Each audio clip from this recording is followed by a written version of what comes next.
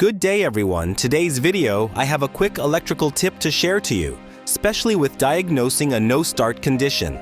Vehicle coming in the workshop, carried by towing services. First thing first, I immediately check the instrument cluster. Indicator's light engages is working except for the check engine light. I notice unusual, it comes with a blinking mode. I tried to start using a jumper battery booster and it does not start. The second procedure I performed is I turn the crankshaft pulley manually to confirm if it is mechanically stock engine, and the result is good. I proceed the third procedure, scan the code using diagnosing tool. Unfortunately, it cannot retrieve the diagnostic trouble code. So, this is it. I have to further diagnose this one. I perform first check the power distribution that's applied to the engine control module, and I found out 115 amperes fuse is open.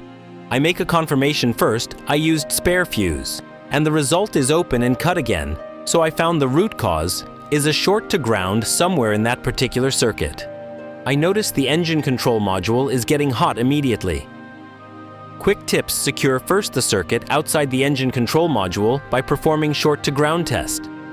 I will make a separate video focusing on short to ground test. If this quick video is making a sense to you, give a like so that it will help this channel to grow.